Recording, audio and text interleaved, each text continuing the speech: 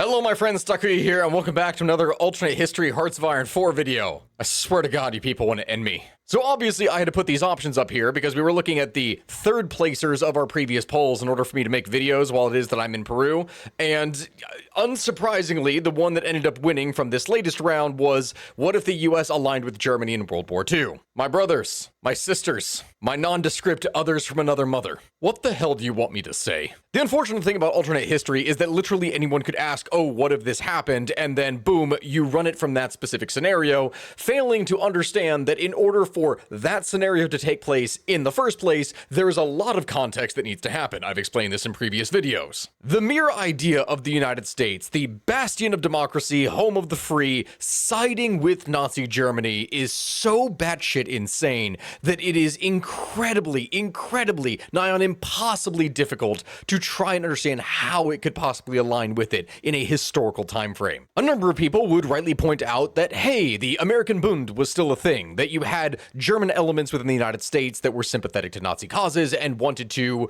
join with them, of course. And yes, you had some prominent businessmen that were. But the overwhelming majority of the population was in no way, shape, or form pro-German. As such, for the first time ever, I'm going to have to partially say no to this scenario. Oh my god, I can see the dislikes coming in here right now. Hear me out on this. In the game Hearts of Iron 4, when you go and look at the varying different alternate history scenarios that you have for the United States, which is not a big tree, but there are some things, you do have the option of going and reestablishing the gold standard, allying with the silver shirts, and then from there going and actually siding with Germany and going down the Confederate path, yes. This is all a thing, but even the game understands that America can't just flip fascist. That's not something that is going to be able to do. And as a democracy, it is not going to side with Germany. It never would. In order for something like that to take place, there will be a civil war. So, okay, how do we build this scenario? Well, just for the sake of argument, let's go ahead and say that the Great Depression was worse.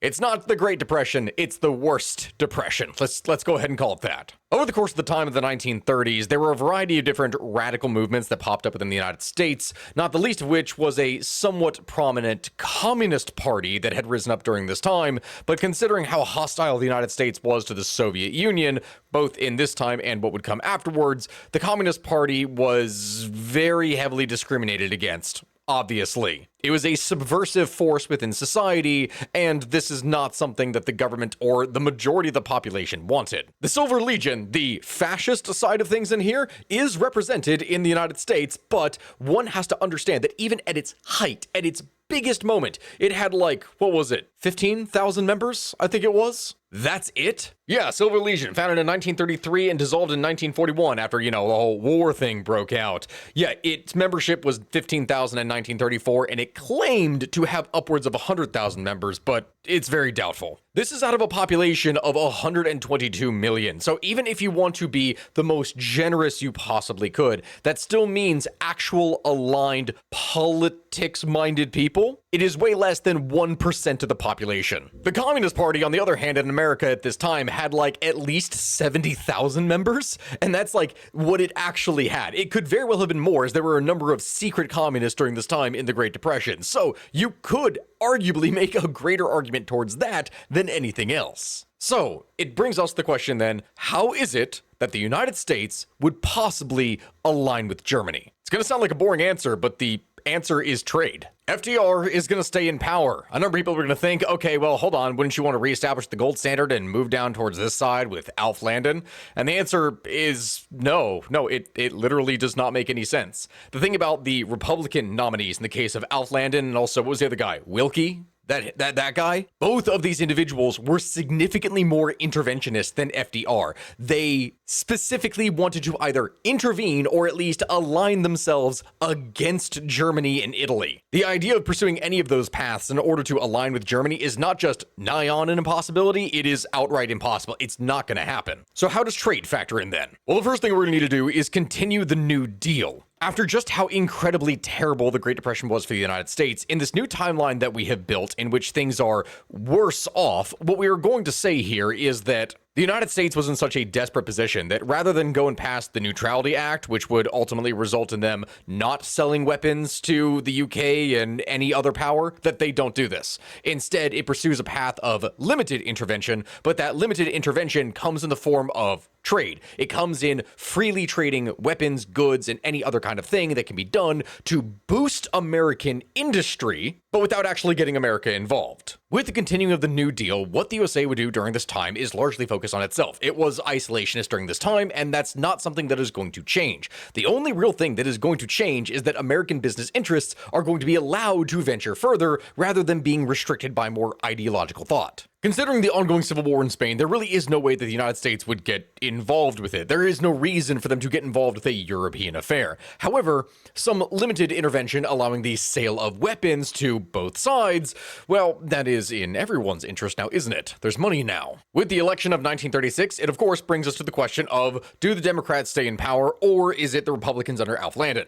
Well, Alf Landon wanted even more intervention and to specifically go against Germany. Therefore, the answer for the scenario and what would happen historically, we're going to be continuing with the Democrats. 4 more years, more stability, more infrastructure. Market access during this time, everyone, every single group gets access. Italy, Japan, Germany, all of it, it does not matter.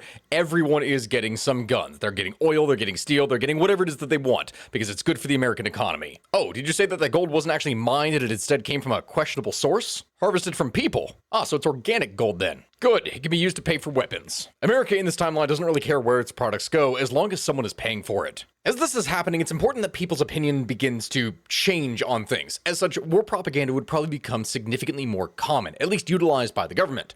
Our people don't want to send their children to die in another war, but many politicians see a need for intervention, which is an interesting way to phrase things considering the modern day. Propaganda to demonize the enemy and call for open conflict may not only be a tool for tyrants. This in turn means further development of the War Department. Now, in the scenario that we're building, it's not necessarily going to say that the economy of the United States is suddenly going to boom because it's trading with anyone and everyone. The Germans, as an example, the biggest economy among the 3 different Axis powers, they didn't exactly want to trade with everyone. Yes, if they needed some resources, they would definitely try to get them, but on the other hand, they practiced a thing called autarky. They wanted to be entirely self-sufficient. So things like the Fair Labor Standards Act and other measures that would need to be done in order to help the economy along, all of this would still go underway. By 1937, of course, Japan would declare war on China, except unlike what happened in our own timeline, the United States is not going to cut Japan off from trade. They had stopped trading oil, stopped trading steel, stopped trading a variety of different goods in an effort to curb Japanese aggression. They weren't going to support the Japanese war machine. In this case, though, purchase is a purchase. Because of this newfound better trade relation with Japan, it would be understandable in the scenario if instead of focusing on Europe, which at this point is not at a state of war, that the American arms industry, as well as other sellers, would be looking more towards Asia to potentially fill their quotas. With the Anschluss of Austria, this gave Germany access to its gold reserves that would probably look pretty nice in Fort Knox. Over the course of World War II, of course, Germany would trade gold with Switzerland, this being something that specifically allowed it to keep an element of trade open and actually function as a state. But in this new timeline, that's actually open to the United States. Arguably it is by early 1938 that the United States has mostly pulled itself out of the Great Depression. This is maybe a bit earlier than it would be in our own timeline, thanks to the fact that they have additional trade with other powers, which in turn is increasing revenue and allowing the state to actually develop itself. Perhaps one of the biggest receivers of American arms in this new kind of trade deal would have been the Spanish, and thanks to the influx of new weapons, the fighting would have been quite fierce, but because of the additional support and aid that would have been given to the nationalists, it is more likely that they would be able to get more weapons and thus take out the Republicans earlier. The conflict is over by early 1938. Now, my friends, when I talk about this, the United Kingdom, France, all of them, they're not stupid. They know that all this is going down with Germany. And one of the questions that existed at this time is how fast exactly could the UK rearm itself? One of the key reasons as to why the UK had done appeasement in the first place is because it wasn't prepared to fight Germany. It absolutely wasn't. So appeasement was used as a political strategy in order to be able to bide its time and build up its military forces. Likely at this point, several diplomatic protests would be made to the United States in order to get them to stop supplying the Germans, but you know how politics is. They're not really going to listen, they're just going to continue to trade with all parties regardless. It would necessitate in this timeline that the UK also buys weapons from the US, or else it would be left behind. It didn't really have the finances to do this, but loans are loans after all. And cheap American boomsticks are most certainly a welcome addition. And Japan would likely use all of this to great effect over here in China. Heading into the 1930s, things are gradually heating up in Europe and also Asia, though Japan has not made nearly as much progress as perhaps they hoped. Simultaneously, their war machine is able to continue because it is being supported by American arms. The US at this point is living large. In the name of its own defense, it has been able to increase its forces, but simultaneously, almost all American goods that are produced are being shipped overseas in rapid orders to support those around it. As June of 1939 rolls around, things in Europe begin to heat up as war looks ever more close. Meanwhile, Japan is still struggling with China, even in this new timeline in which they have more oil, more support, more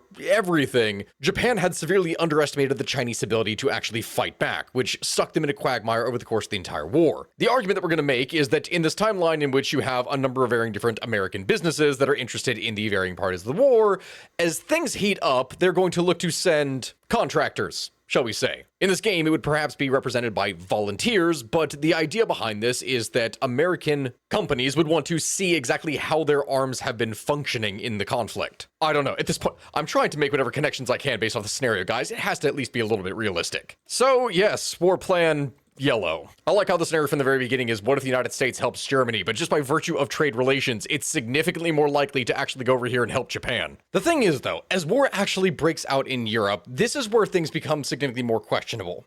The American public was still largely isolationist by this time. Yes, you could make the argument that perhaps they want a little bit more interference, but there is no reason for the American public to actually go to want and support Germany. Like, they're not going to suddenly send over mass legions of men. Even any number of volunteers are probably going to be small groups of them. That's just it. The only thing that we can really say by this point is that the American government is not going to limit things, should we say. They're not going to make it illegal to go. They're not going to make it illegal to sell weapons. They're not going to make it more difficult than it already is. So I'm sorry, no, there's not going to be any mass numbers of units that are going on their way over here to Germany. Instead, some arms contractors are going to go over to China and help Japan. That's pretty much how it would likely go, if it ever did. This is still such an unlikely scenario that we're building here. And Japan refused, because of course it's the AI. All right, hold on. We had to finagle things a little bit in order to make it actually happen. The actual likelihood of any of this happening is exceptionally low, and one can most certainly say that it is more probable in the scenario that UK businesses at this time, considering the hostilities of the German Reich,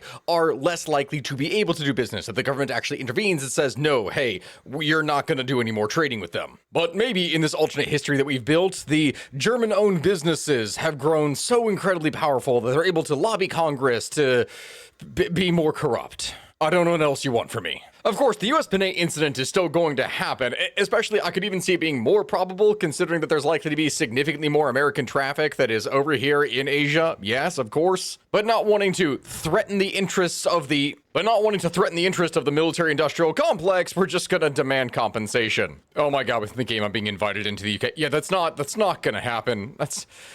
The game wants this to work, okay, but it's not gonna work. Considering just how many American weapons would have been traded at this time, it would make more sense that with more oil, more steel, more everything, that Japan would actually be able to make significantly greater inroads into China. Combined with this, the fact that if Germany had already been training for more American weapons and other goods, they too potentially would have had a larger military to be able to potentially take out France faster than they did in our timeline.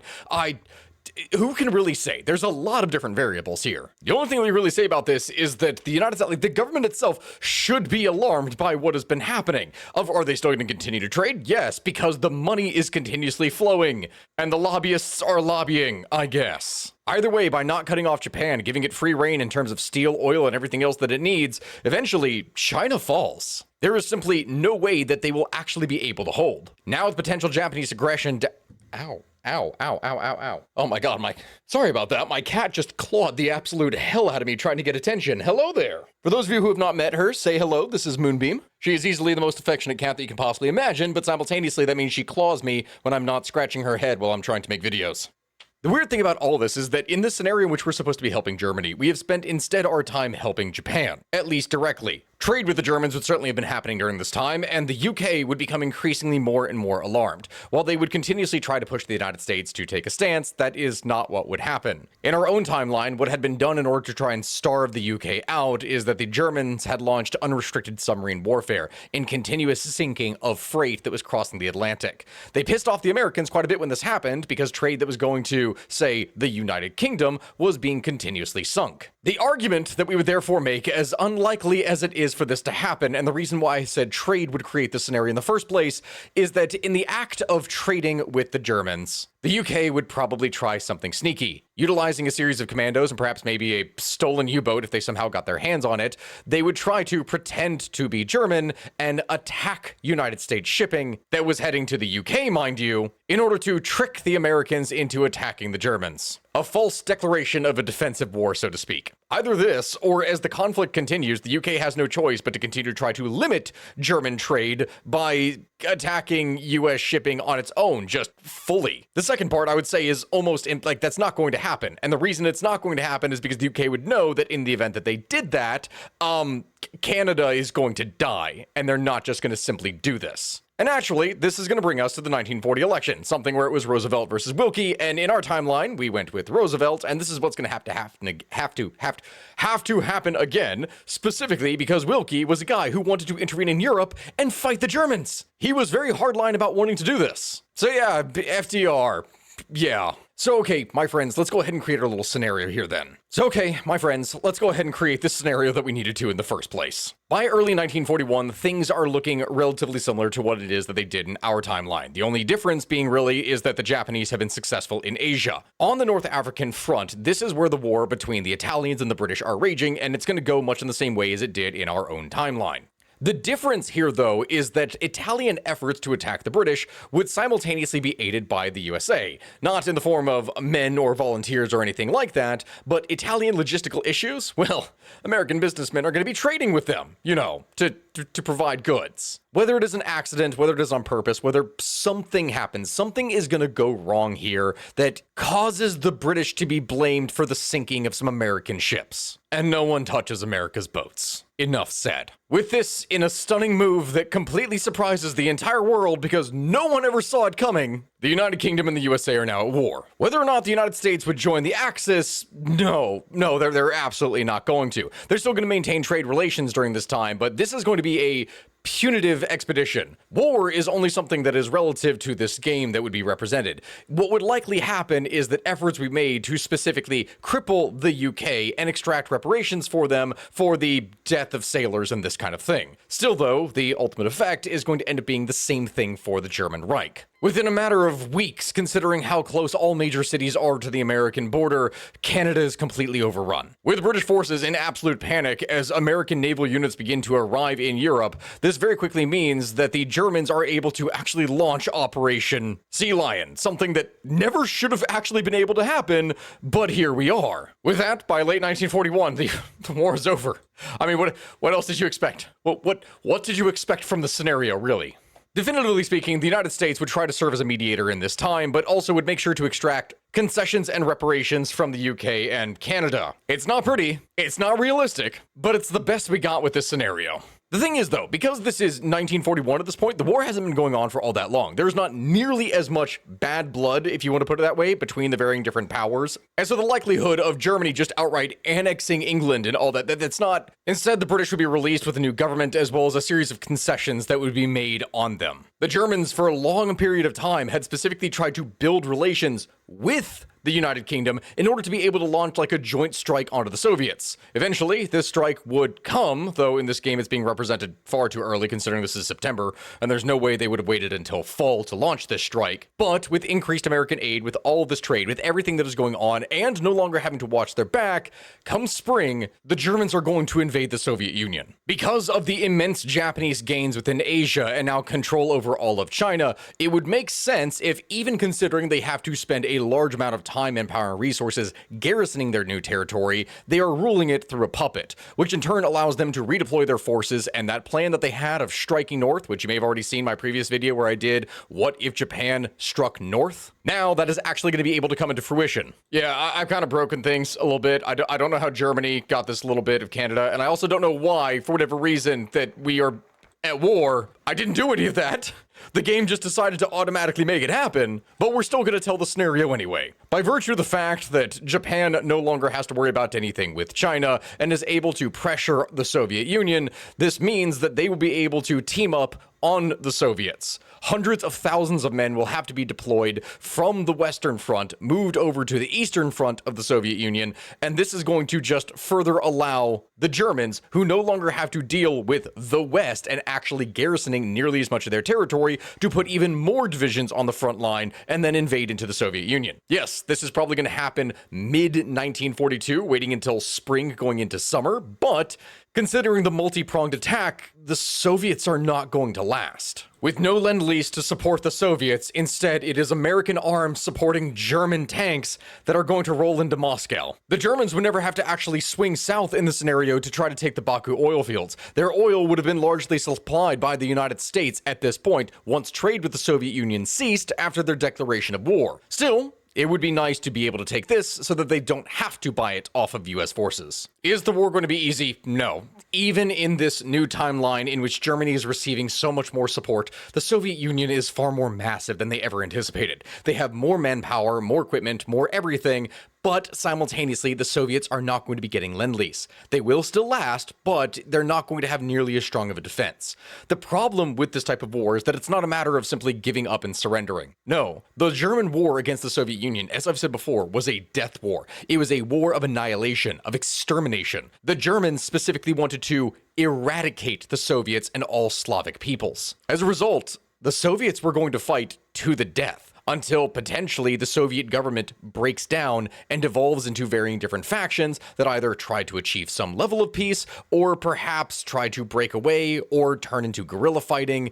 It doesn't matter. Either way, even with the capitulation and collapse of the Soviet Union itself, the Germans will spend years, potentially even decades, occupying this territory, gradually clearing out the population. As for what happens in this new timeline in which the USA has enabled Germany to take over the entirety of Europe and also moving into Asia pretty much by early 1943, there's not really much else I can say. It is a broken scenario that is nigh on impossible to make realistic, but we have done the best that we can. For those who are wondering what the potential aftermath of this would be, spheres of influence would likely be created, with the United States gaining sovereignty pretty much over Canada, Mexico, and moving into parts of South America. But the issue is going to become that the American public is not going to be happy with this. Yes, varying different businessmen are going to be happy with their trade deals that they got out of this, but the American public is going to be exceptionally unhappy, which in turn is likely going to lead to a massive internal crisis, potentially revolts, and I could honestly see this entire thing devolving into a civil war. Easily. Either way, with that, we're going to go ahead and end the scenario. This was definitely a really hard one to justify and create, but please make sure to like, comment, and subscribe. Make sure to put your comments in the comment section below that have your alternate history scenario that you want to have listed, and make sure to go ahead and like some of those, because the top 5 most liked, I will put in a poll, and we're going to turn that into another video. I think I'm going to have to put in a caveat, though, about things being at least somewhat realistic. Either way, my friends, thank you all for watching. I appreciate you, and I will see you next time. Goodbye, guys.